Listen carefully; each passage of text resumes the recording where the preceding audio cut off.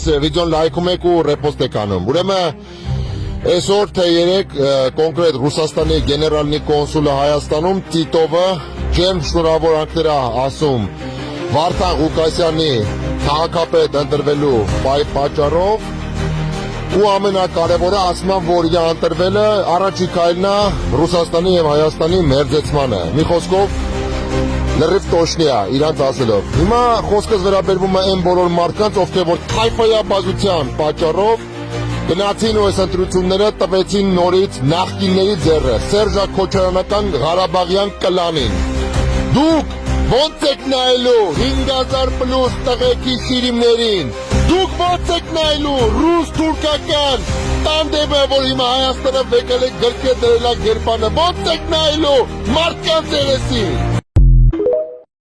Գլուխդ պատով տվել ես դու։ Այլևս մի մցրու, լսի, եթե ձեր ամեն սուտ խոսալու ժամանակ ասեի գլուխդ պատով տված նախադասությունը գլուխ չեր մնա։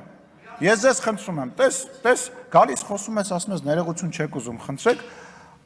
ասենք, ասել եմ, դուք շատ բաների չեմպիոն եք, նաև վիրավորանքներ եւ իրավիճակը լարելու չեմպիոն եք, ելույթ ես ունենում, մարդը արձագանքում ասում է գլուխդ պատով ես տվել դու, ես էլ ասում գլուխդ պատով տվել ես դու։ Տեսնում ենք արդեն։ Իմիջայլոց, մի սպառնում ես ինձ։ Դե հետո ասեց հա։ Գլուխները պատով եք տալիս, բոլորդ, ով որ կարա իրան թույլ տա սպառնի։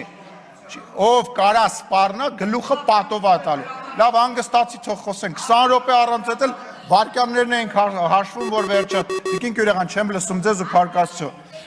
Ուրեմն հանգստացեք։ Առանց էլ այդ 20 րոպեանոց ելույթը վարկյաններն ենք հաշվում, երբ ավարտվելու, որովհետև, ասենք, ավելի հեռուստատեսության եւ ռադիոյի մասին ենք խոսում, այտենց ելույթներով այտենց ծրագրեր ես անում, ոչ մեկ չի նայում, ոչ մեկ չի կարողանում գովաց ծախի դնի այդ ծրագրերի մեջ, որտեղ ոչ մեկ չի նայելու։ Կարամ տրուսիկով չի, բայց կարամ նկարը ուղարկեմ նայես, տեսնես, որ մի գնա է, ուր ես գնում, բայց ես նորմալ փող եմ աշխատել, ձերպես փող չեմ աշխատել, արին ես դե մի գնա, վախեցար։ Հետ արի, եղբայր, հետ եկեք, 20 րոպե կյանքները կերար բոլորիս, խնդրում եմ նստի լսի, խնդրում եմ նստի լսի, էլի, կլսես, չէ հետո, շնորհակալ եմ, եղավ, շարունակեմ, այդ 20 րոպեանոց ելույթը մի քանի բան կար, որ մեջը տպավորվեց, այդ մեկը, որ վիրավորանք հնչեցրեցիր, մյուսը էտեն էր, որ մեկ էլ պահիտակ ասում էր պատկերացրեք ու նկարագրում էր այն իրավիճակ, երբ որ կար առաջին հանրապետության ժամանակ, փորձելով դրանով արդարացնել կամ ինչ-որ ձևով նկարագրել այն իրավիճակը, որը որ բերեց նրան, որ առաջին հանրապետությունը վերացավ։ Հիմա դուք պատկերացրեք մի իրավիճակ, երբ որ 30 տարվա գաղջից հետո, մարդկանց ծեծելով սպանելուց հետո, մարդկանց թալանելուց հետո, ընտրություններ կեղծելուց հետո, մարտի 1 հոկտեմբերի 27 անելով այս դահլիճում մարդկանց գնդակահարեցի հետո Հայաստանի Հանրապետության քաղաքացին մի օր դուրս է գալիս եւ կոալիցիոն դաշնակցությանը հանրապետականին ասենց ճանապարհում է եւ պրծնում է այդ բանը մղձավանջից վերջանում է այդ մղձավանջը նոր եկած իշխանությունն է եւ ընդամենը մի տարի հետո սկսում է համաճարակ համաշխարհային համաճարակի ընթացքում Թուրքիան եւ Ադրբեջանը, որոնք իրար հետ մոտավորապես 110 միլիոն են կազմում, ել չեմ ավելացնում Պակիստան երկիրը, որը որ նույնպես աջակցում էր, հարձակվում է Հայաստանի Հանրապետության եւ Հայաստանի քաղաքացիների, ինչպես նաեւ Ղարաբաղի վրա հարձակվում է։ Այդ ընթացքում ներսում զինվորականները, որոնք որ փառահեղ տենց գովաբանված էին վերջին 30 տարվա ընթացքում, սկսում են սուտ տեղեկություններ պատմել ռազմաճակատում տեղի ունեցած իրավիճակի ժամանակ։ 5 տարբեր տեղեկություն են հայտնում, մեկը մի բան ասում, մյուսը մի բան ասում։ Այս նոր իշխանությունը բնական է տենց ընտրված, առաջին անգամ ընտրված իշխանությունը փորձում է ինչ-որ ձևով իրավիճակը փրկի, որովհետև դե պարզ է ինչի համար փորձում է փրկի, այդ ընթացքում ներսում, պետության ներսում գործի է դրվում 5-րդ շարասյունը։ Ազգային եւ բանը տենց հայրենասիրական լոզունգների տակ ներսից սկսում են պետությունը քանդել։ ներսից սկսում են պետությունը քանդել եւ փորձում են այնպիսի իրավիճակ ստեղծեն, որ պետականությունը որպես այդպեսին վերանա, որպեսզի մի չգիտեմ, զինվորական խումբ, զավթի իշխանությունը եւ Հայաստանի Հանրապետությունը ունենա այն ճակատագիրը, ինչ ունեցավ 1920 թվականին, օրինակ։ Տենց իրավիճակում։ Դրանից հետո Փառք Աստծո Հայաստանի Հանրապետության իմաստուն ժողովուրդը, չնայելով այն բանին, որ աչ ու ձախ բոլորին ասում էին դավաճան, որ 4000 զոհը վերածում էին 5000-ի, մեկ-մեկ 7000-ի, բոլորին մեղադրում էին այն բանի մեջ, որ իշխանությանը մեղադրում էին այն բանի մեջ, որ այդ զոհերը իրանց հետ է կապված եւ իրենց մեղավորությունը, այնուամենայնիվ Հայաստանի Հանրապետության քաղաքացին գնում է ասում է, չէ եղբայր, ես շատ լավ գիտեմ, ում պատճառով է եղել այս պատերազմը։ Ես շատ լավ գիտեմ, ինչի հետևանքով է եղել այս պատերազմը եւ նորից քվեարկում է գործող իշխանության համար։ Այդտեղ բոլոր պլանները քանդվում են։ Հետո նորից գործի ադրվում պլան B-ն,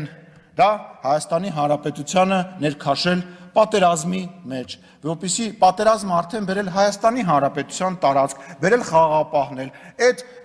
բանի ֆոնի վրա փոխել Հայաստանի Հանրապետությունում իշխանություն եւ իշխանության բերել մարիոնետային մի իշխանություն, որը որ անցյալի պես կպարի ուրիշի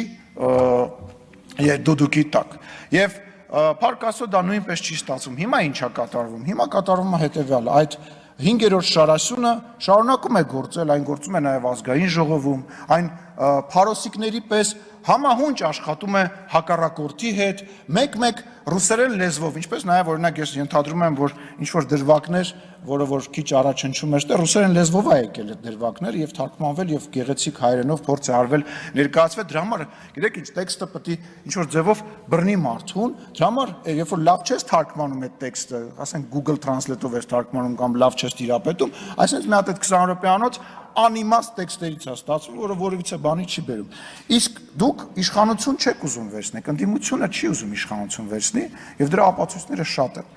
Ենթադրենք, եթե ուզում եք իշխանություն վերցնեիք, ինչեր պետք Վազգեն Մանուկյանին բերել։ Երբ որ մեզ ասում եք աթոռից կարճած, բայց եթե այդ աթոռը տենց լավն է, 2020 թվականի ավարտին այդ աթոռը տենց լավն էր, ինչի ոչ մեկ չհամարձակվեց այդ աթոռը վերցնի, Վազգեն Մանուկյանին բերեցիք։ Որովհետև այդ իշխանությունը դուք չէիք ուզում վերցնեիք, 2020 թվականից հետո իշխանությունը փողոցում գցած էր։ Դուք չվերցրեցիք այդ իշխանությունը, որովհետև պետք չէր, պատասխանատվություն էր։ Հետո էլ չուզեցաք վերցնեք, որ դրա համար բերեցիք Կանադայի քաղաքացուն, որպեսզի իշխանություն չվերցնեք։ Դուք չեք ուզում իշխանություն վերցնեք, առնվազն միջև այս պահը դուք չէիք կարողանում ու չէիք ուզում վերցնեք, որովհետև դա պատասխանատվություն է, բայց հետո ինչ եք անելու։ Կանգնելու եք ասեք նախկիններն են մեղավոր, մենք մարդիկ չեն հավատալու, որ մենք ենք մեղավոր, որովհետև մասնակից են եղել այդ ամեն ինչին եւ քվեարկել են։ Դուք իշխանություն չեք ուզում վերցնեք նաեւ հիմա։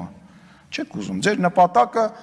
հաջորդ ազգային ժողովում հայտնվելն է։ Այդ ելույթները, որ գալիս եք 4 տարի, 5 տարի այդ նույն բանը ասում եք։ Ինձ ձեզ թվում է, բացի ձեր կողքի շրջապատում հավաքվածները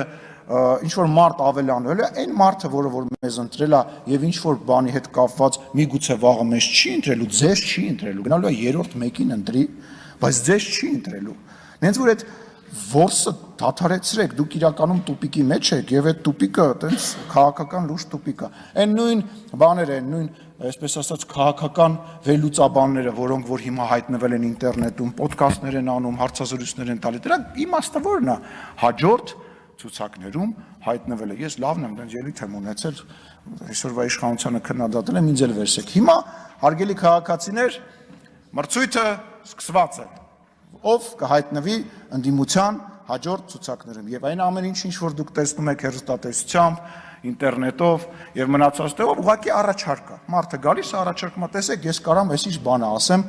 իշխանությանը եւ ինձ էլ վերսեք ձեր ցուցակ։ Խնդրեմ, շարունակեք ձեր մրցույթը։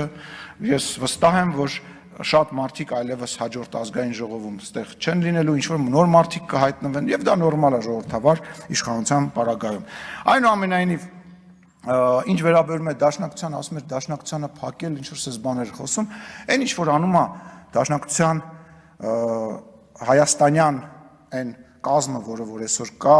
նաև Հայաստանում դաշնակցության փակման գործում չի արել որևիցե մեկը։ Այն ոնց որ դուք վարկաբեկել եք ու վարկաբեկում եք դաշնակցությանը, ոչ մեկ չի արել։ Դուք հայտնվել եք դաշնակցականները ազգային ժողովում, ուղղակի այդ պատերազմից հետո Հայաստան դաշինքի ֆորմատով Ռոբերտ Քոչարյանի տրամաբանությանը մեր։ Ձեր կազմը, ձեր մասնակցությունը գնալով իջնում էր եւ էլի իջնելու է, ու դուք էլ դա լավ գիտեք, դա խայտարակություն է, շատ վատ է, դա իրոք տխրելու առիթ է, որովհետեւ մարդել 130 տարի քաղաքական դաշտում լինի ու գնալով իրան կորցնի։ Այնուամենայնիվ խնդիր ունեք եւ հաջորդ գումարման մեջ բնական է, որ այդքան ներկայություն չեք ունենալու, չգիտեմ ընդհանրապես կունենաք թե չեք ունենա, բայց վերադառնալով թեման, ես մի հարց ունեմ, էլի ձեզ հարգելի մեր հյուր, լսում եք, վարև ձեզ պարոն Հակոբյան, պարոն Հակոբյան, ոնց է ստացվում, որ որոշ հեռուստաալիքներ կարողանում են ցույց տալ նորագույն ֆիլմեր, այսինքն ես գիտեմ ոնց է ստացվում, բայց դրա դեմը պետք է առնել, տեսեք, արդարությունից եւ օրենքից խոսացող մեր լրատվամիջոցների, այսպես ասած սեփականատեր լրատվամիջոցները ինչ են անում, վերցնում են նոր ֆիլմ, ենթադրենք 100 տարվա մենություն ֆիլմը, որը որ 2025 թվականի ֆիլմ է, ինչ որ երրորդական կազմակերպության հետ պայմանագիր են կնքում եւ որ իբր իրենք գնել են այդ ֆիլմը այդ կազմակերպությունից եւ առանց իրավունքներ ունենալու ցույց են տալիս։ Ես ուզում եմ հասկանալ, ինչքան է տևելու այդ պիրատությունը այս արդար ընդդիմադիր հեռուստաալիքների կողմից։ Կրկնում եմ, պիրատությունը, գողությունը, արդար լուրեր տվող TV5, Երկիր մեդիա եւ այլ հեռուստաալիքների կողմից։ Ինչքան է այդ հանցագործությունը շարունակվելու եւ թոս փչոցին։ Իսկ ասելու շատ բան կա, վստահ եմ դուք էլ ինձ առիթները կտաք։ Շնորհակալ